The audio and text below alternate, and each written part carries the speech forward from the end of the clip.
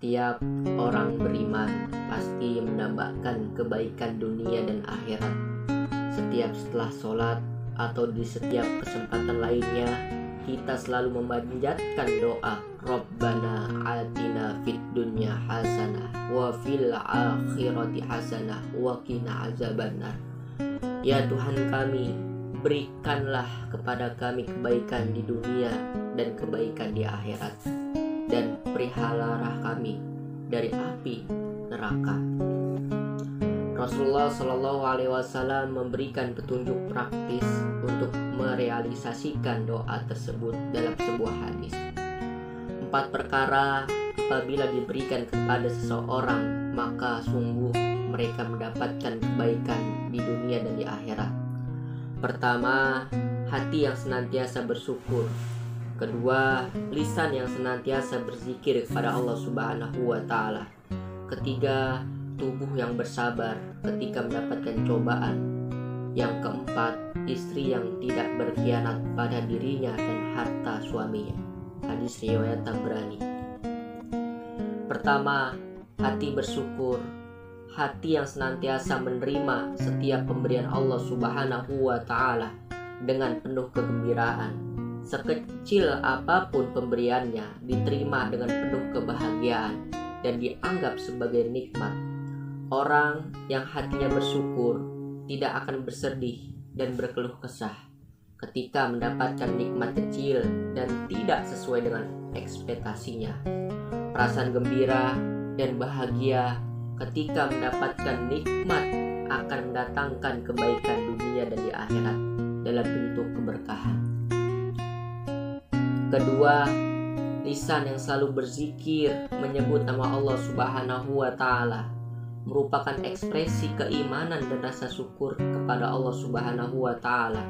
Bentuknya beragam, bisa tahmid, tahlil, tasbih, takbir, atau membaca Al-Quran. Apapun bentuknya, yang pasti zikir kepada Allah Subhanahu wa Ta'ala merupakan salah satu amalan yang dapat mendatangkan ketenangan jiwa. Ketenangan jiwa inilah yang akan mendatangkan kebaikan di dunia maupun di akhirat. Kemudian yang ketiga, cobaan tubuh berupa penyakit atau kesulitan lainnya. Orang yang beriman akan bersabar ketika ditimpa kesulitan atau penyakit, sebab ia tahu itu ada kecintaan dan kebaikan oleh Allah Subhanahu wa Ta'ala. Rasulullah Shallallahu Alaihi Wasallam bersabda, sungguh jika Allah mencintai suatu kaum, Dia akan menimpakan ujian kepada mereka. Barang siapa yang ridho, maka ia akan meraih ridho Allah Subhanahu wa Ta'ala. Barang siapa yang tidak suka, Allah pun akan murka. Hadis riwayat Ibnu Majah. Yang keempat, salah satu istri solehah adalah mampu memelihara diri dan harta suaminya. Ia akan senantiasa taat kepada suaminya dan berusaha membuatnya senang dan bahagia.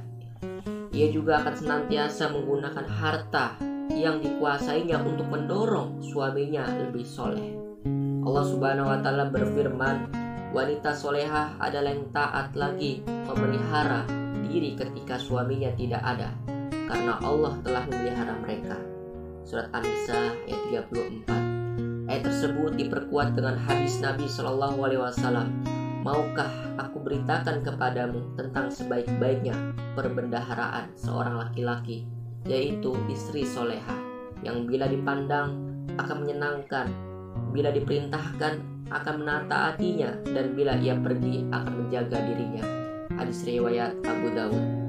Miliki istri seperti itu merupakan berkah dari Allah Subhanahu wa Ta'ala, dan tentu akan mendatangkan kebaikan dunia dan akhirat. Barakallahu fikum.